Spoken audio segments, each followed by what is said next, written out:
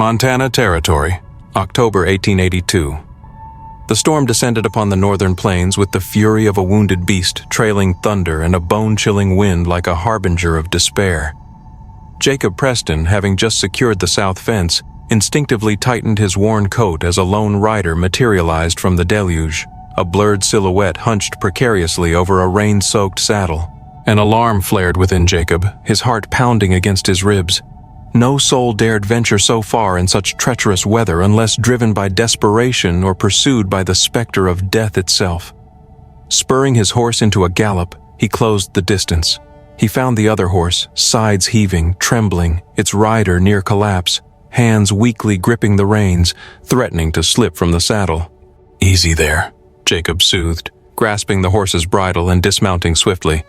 "You're safe now."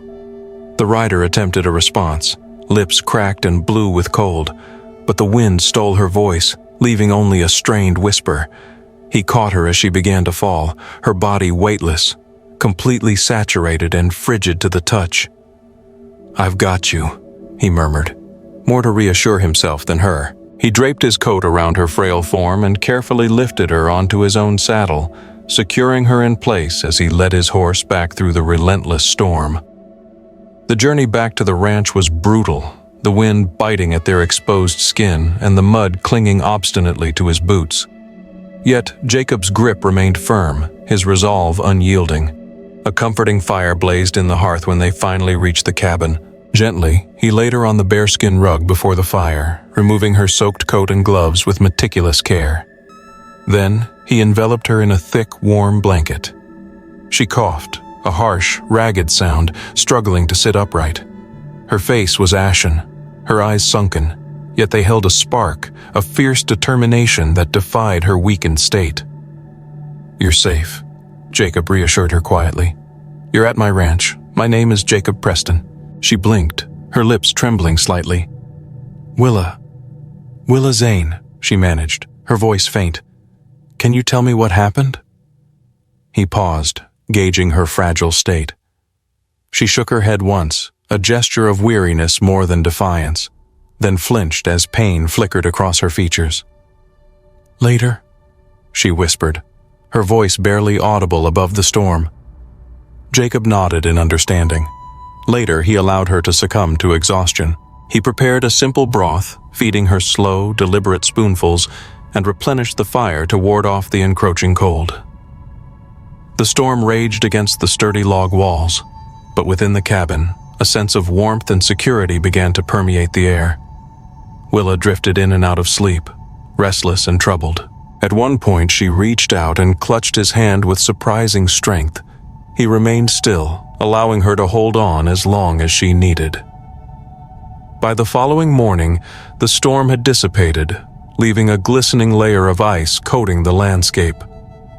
Stepping outside to tend to the horses, Jacob discovered her coat, stiff and half-frozen, where he had hastily discarded it by the trough.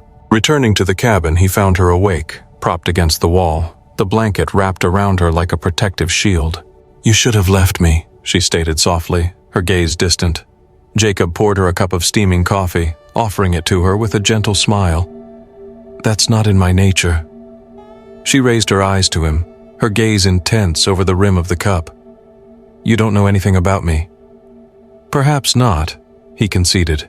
"But do you wish to share?" She averted her gaze, a shadow crossing her face. "Not yet." Jacob accepted her reticence.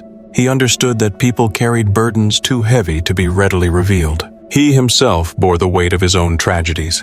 His wife, lost during childbirth 6 long winters ago, the infant daughter buried alongside her. Since then, his existence had been defined by solitude and the demanding rhythm of the land.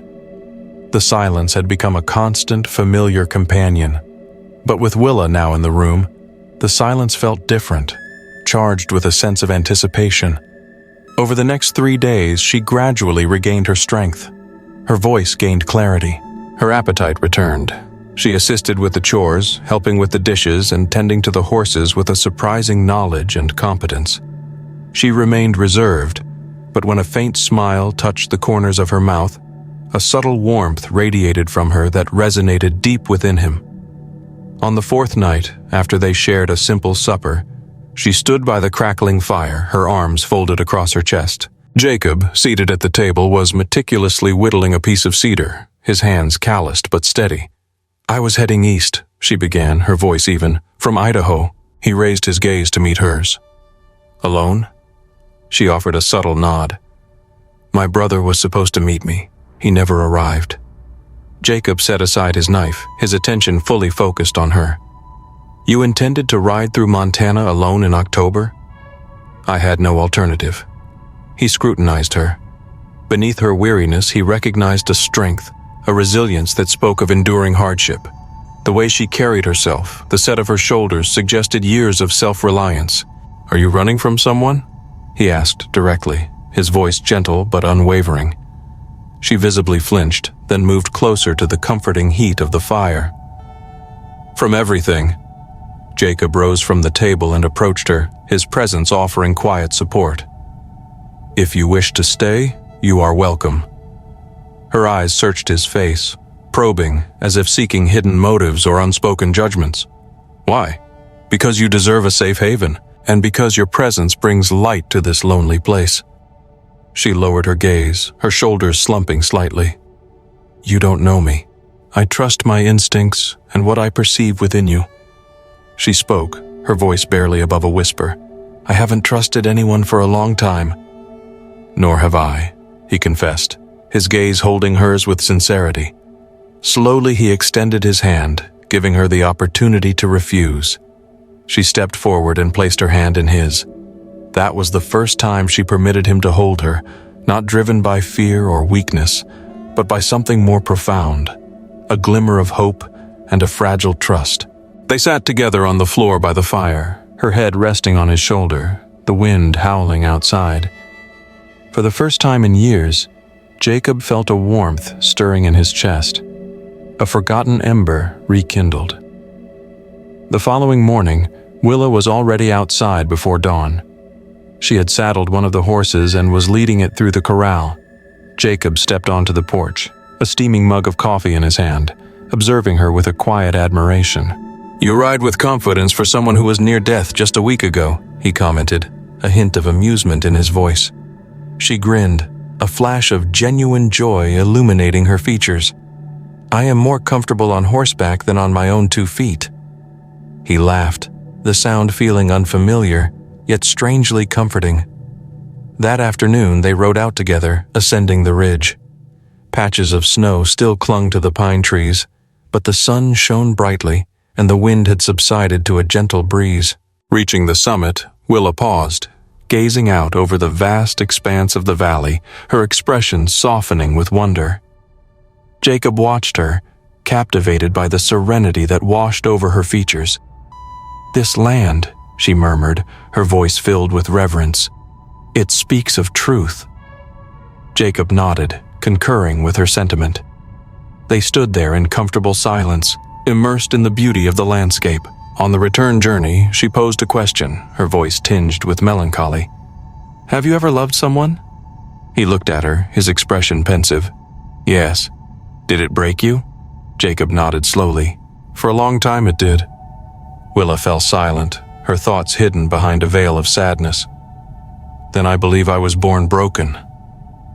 He guided his horse closer, gently reaching out and touching her hand, offering silent solace. "I don't believe that." She met his gaze, and he saw a glimmer of hope within her, a fragile opening of her heart. Not fully, but enough to offer a fragile connection. That night, she kissed him tentatively, as if fearing the world might shatter if she applied too much pressure. He responded with a kiss that was steady, reassuring, filled with a longing that he had suppressed for far too long. As her hands moved to cradle his face, and he drew her close, Jacob Preston recognized that this woman he had discovered in a storm, this enigmatic stranger, was not merely passing through his life. She was the beginning of something new, something substantial. He had saved her life, and she, unknowingly, was poised to save his. The days passed with a slow rhythm, the frost deepening with each dawn, and the night stretching longer than the last. Willa divulged little about her past, but Jacob ceased to press her. sensing that the time for disclosure would arrive when she was ready. She moved through the ranch with a quiet grace, like someone slowly learning to breathe again. Her presence permeated the space, settling in like snow filling the hollows of the land. One morning, he found her in the barn, meticulously oiling the leather of his saddle, her brow furrowed in concentration, her lips slightly parted as she worked the cloth into the worn creases. "I didn't expect anyone to take over that chore," Jacob said, approaching her. "I couldn't sleep," she replied without looking up, her focus unwavering. "I decided to make myself useful." Jacob leaned against a post, his arms folded, observing her. "You've already contributed more than I could have hoped for." She glanced at him then, her expression enigmatic.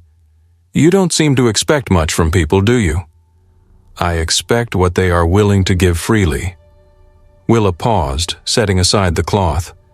"And if they offer nothing, you simply move on." She nodded slowly, as if the weight of that philosophy resonated deep within her. Later that afternoon, Jacob observed her kneeling beside the stream that meandered through the south pasture. She dipped her hand into the icy water, watching the current flow around her fingers. He approached her quietly from behind. She remained motionless. "I used to fish in a creek like this with my father," she recounted, her voice hushed with memory, "before he fell ill." Jacob crouched beside her, his knees protesting with age. "What was he like?" "Stern," she replied, "but fair. He taught me to track deer and mend a harness without resorting to cursing." Jacob smiled faintly. "He sounds like a man I would have admired." She withdrew her hand from the water, drying it on her skirt. "He passed away 2 winters ago. We lost the land shortly afterward. My brother attempted to salvage it, but—" She trailed off, the unspoken words hanging heavy in the air. Jacob watched a hawk circling lazily above the ridge. "Do you ever dream of settling down permanently?" "I focus on surviving each day. If there was a place where you didn't have to keep running—" She turned to him, her gaze searching. "Do you believe this could be that place?" "I believe it has the potential to be." That night, she approached the table, carrying a tin box she had discovered tucked away on a forgotten shelf in the supply room. "Is this your handwriting?" she inquired, holding up a yellowed envelope. Jacob accepted it carefully, his fingers tracing the faded ink. "It belonged to my wife. She used to leave these for me in unexpected places." Willa recoiled slightly, a flicker of regret in her eyes. "I didn't intend to pry." "It's quite all right," Jacob reassured her gently, setting the envelope down. He opened the flap, unfolding the worn paper. Her words, though faded with time, remained legible. A list of items to purchase in town. He smiled at the crooked heart she had drawn at the bottom of the note. "You loved her dearly," Willa observed, her voice subdued. "I did." Willa sat opposite him, her hands folded in her lap, her gaze intense. "Do you believe we are granted more than one chance at love?" Jacob met her gaze, his own filled with sincerity. "I didn't believe so, not until you arrived in my life, half frozen and fiercely independent." She remained quiet for a moment, her thoughts swirling. Then her voice came low and resolute. "I don't know if I am capable of loving anyone in the same way again, Jacob, not the way I once did." He nodded, understanding etched on his features. "I am not asking you to replicate the love you felt before. Just don't shut yourself off from what could be." After the dishes were cleaned and the fire banked for the night, Willa lingered by the window, watching the moon ascend over the pines. Jacob stood behind her, his hands tucked into his pockets, offering her silent company. "I will ride into town tomorrow," he announced. "I need supplies. You could accompany me." She turned to face him. "You trust me to venture into town with you?" "I trust you here, with my home." "That is sufficient." She paused, then nodded in agreement. "All right." They departed at dawn, riding east towards the trading post in Chinook. The trail was slick with ice, but the sun shone brightly, and the horses carefully navigated the terrain. Along the ridge, Willa turned back to look at the cabin, a plume of smoke rising from the chimney. "It feels strange," she admitted, her voice reflective. "I no longer feel like I am running." Jacob offered no verbal response. He simply extended his hand towards her, and she accepted it without hesitation. They rode in silence for a time, the space between them no longer vacant, but filled with a burgeoning sense of hope, something waiting to blossom. The trading post appeared where the dirt road widened. It stood sun-bleached and weathered from countless harsh winters. Willa dismounted swiftly before Jacob could offer assistance. She tied the reins securely and adjusted her shawl without glancing in his direction. Inside, the air was thick with the mingled scents of sawdust and tobacco. A pot-bellied stove radiated warmth, and behind the counter, Mr. Farley was meticulously weighing nails into a tin scoop. He looked up as they entered, his expression impassive. Jacob offered a respectful nod. "Morning, Preston," Farley greeted him, wiping his hands on a rag. "I didn't expect to see you until the snowfall. I assume you're running low on coffee and lamp oil." Farley's gaze flickered to Willa, his curiosity piqued. "And who is this who accompanies you?" Jacob turned slightly towards her, including her in the exchange. "This is Willa." She remained silent, but her chin lifted slightly, and she met Farley's inquisitive stare without wavering. Farley offered a curt nod, then returned to his task. "Well, you know where everything is situated." Willa followed Jacob down the narrow aisle, her boots muffled on the wooden floor. She paused by a display of colorful fabric bolts, her fingers lightly tracing the texture of a bolt of blue calico. "Do you need anything?" Jacob inquired, noticing her interest. She glanced at the fabric, then back at him, her expression unreadable. "No." He hesitated, then continued down the aisle. She lingered for a moment, then followed him outside as Jacob began loading the supplies onto the pack horse. Willa stood near the well, watching a boy chase chickens behind the butcher's shed. "I saw a wanted poster posted inside," she revealed after a moment of silence. "It's not for me," Jacob assured her. "Do you think someone is still searching for you?" "I don't believe so.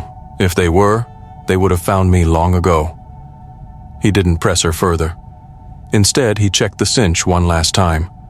On the ride back, they chose a longer trail, winding through a narrow pass lined with dogwood and elder trees. The horses carefully picked their way over exposed roots and loose stones. A gentle wind rustled through the trees, causing the leaves to dance in slow, swirling patterns. Jacob broke the silence, his voice calm and measured. "Have you ever worked the land before?"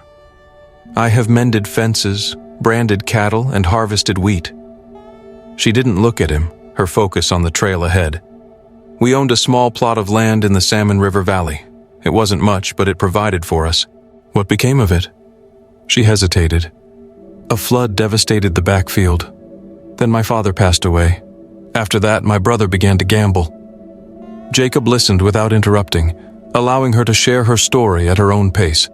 The trail dipped sharply, then ascended again. "I managed to keep us afloat for a time, taking on any work I could find. But when the debt became due, there was nothing left to sell." He nodded once, conveying his understanding and empathy. "You have accomplished more with less than most ever will." Reaching the crest of the ridge, they dismounted, standing side by side, the sun casting long shadows across the rolling hills. From this vantage point, the cabin appeared as a small speck nestled amidst the vast expanse of golden grass, smoke curling lazily from the chimney. "You asked me if I had ever considered settling down permanently," she began, her voice soft. "I still don't know the definitive answer." "I am not asking you to make any promises," Jacob responded, his gaze meeting hers. "Just to continue along this path with me for a while longer." She exhaled slowly, her shoulders relaxing. "I can do that." They reached the cabin as dusk began to settle. Jacob unloaded the horses. Inside, she unpacked the supplies with quiet efficiency. Her movements were precise, her back straight, conveying a sense of purpose and resolve. Later, as the stew simmered on the stove, Jacob sat at the table, meticulously carving a new handle for a broken tool. Willa approached him, a mug of chicory in her hands, offering it to him with a gentle smile. "I always thought that the quiet was another word for lonely," she confessed, her gaze fixed on the fire. "Now it has a stillness that feels almost complete." He looked up from his task, his expression softening. "It's different when there is someone to share it with." She sat beside him, her hands clasped tightly in her lap. I never imagined myself residing in a place like this. It always felt like a life that belonged to someone else entirely. It doesn't have to remain that way. The fire crackled softly in the hearth, its warmth enveloping the small space. Outside, the wind had stilled. Willa reached out, her fingers resting lightly on his wrist.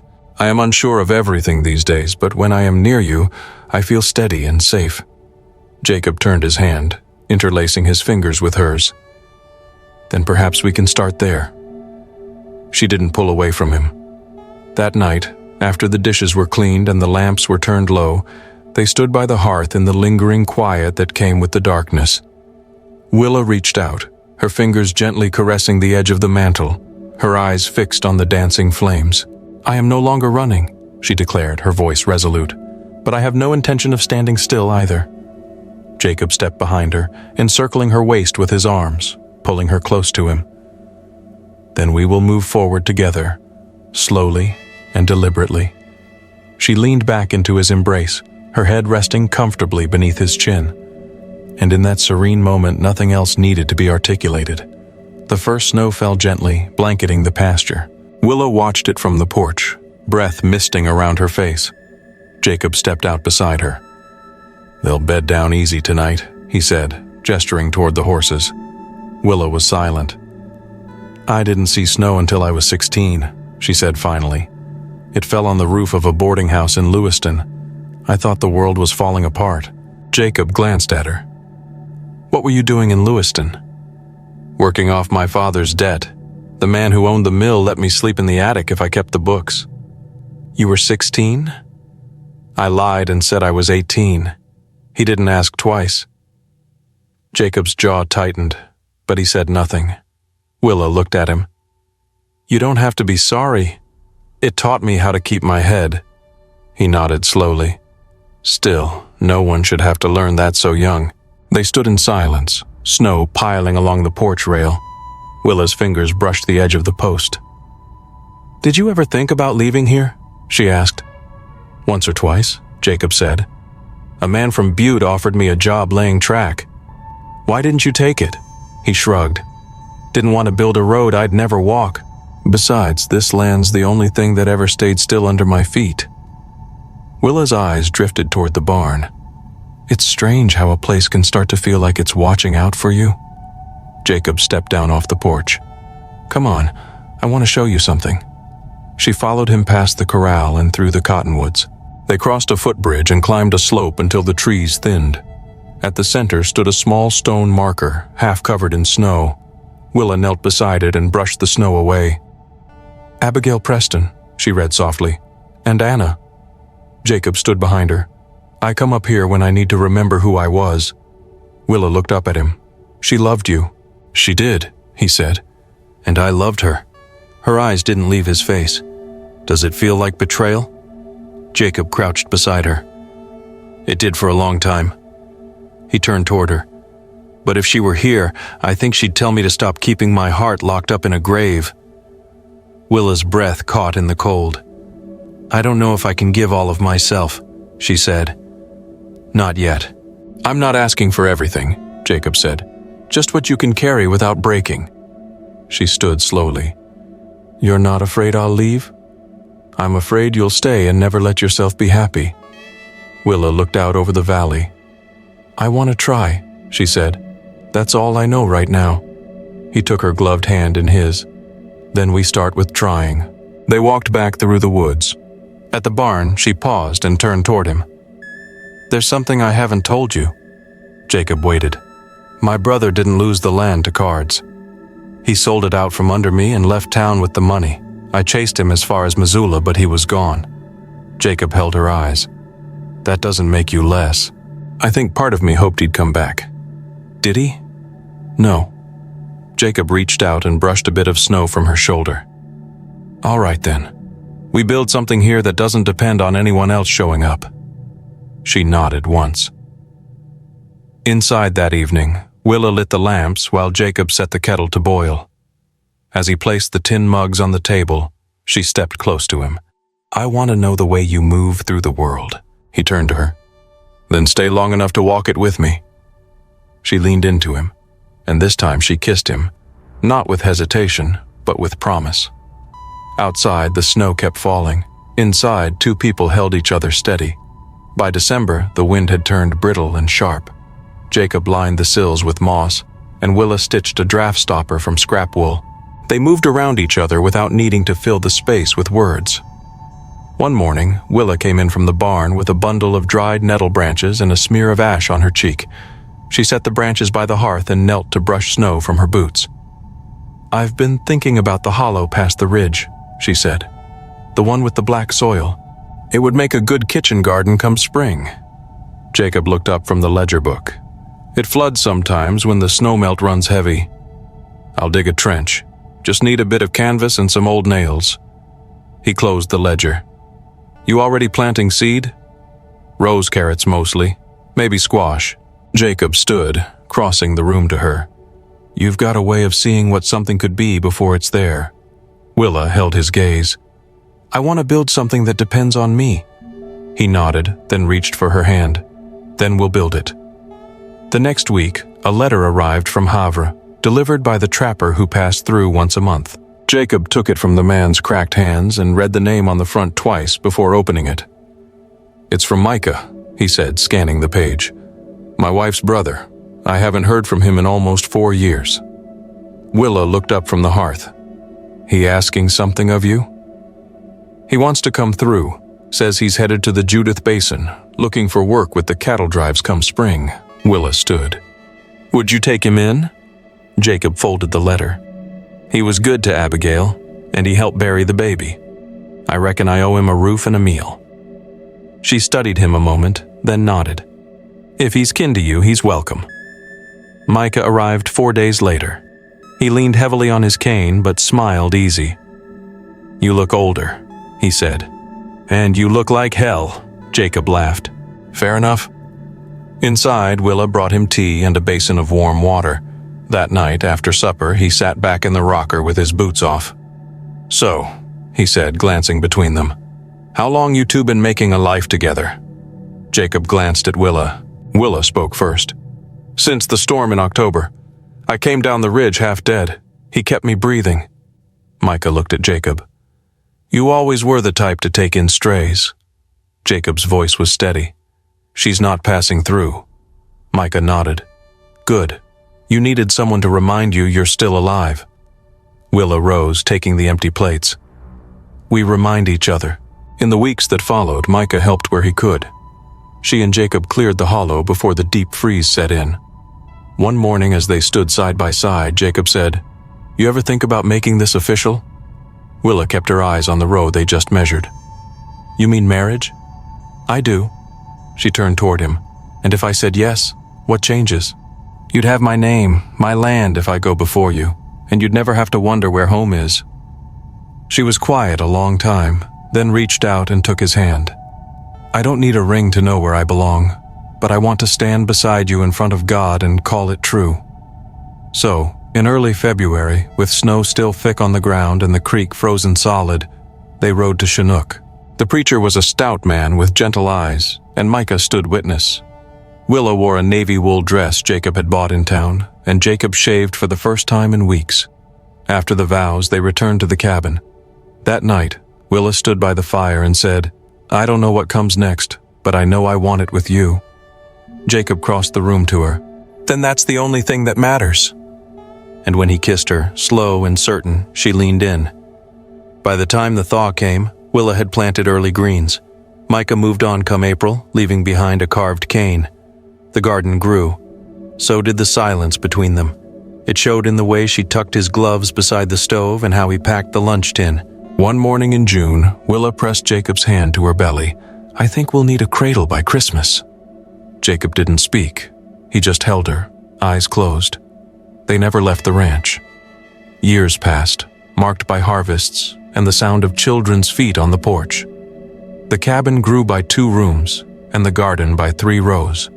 And through it all, Willa and Jacob stood side by side, 2 weathered souls now rooted in a life they built. They loved each other without question, without pause, and they never ran. So that's the story of Willa and Jacob. It's a tale about finding hope and a fresh start in the face of hardship, about the unexpected ways love can blossom in the most desolate landscapes, and ultimately, about building a life, brick by brick, based on trust and unwavering support. It reminds us that even when we feel broken, we're capable of mending, of creating something beautiful and enduring with the right person by our side. What did you think of their journey? Did any particular moment resonate with you? I'd love to hear your thoughts, questions, or interpretations in the comments below. Let's start a conversation. And if you enjoyed this story and want to be notified of more like it, please hit that subscribe button. I'd love to have you join this community of story lovers. Until next time, keep seeking out those hidden connections, and remember that new beginnings are always possible.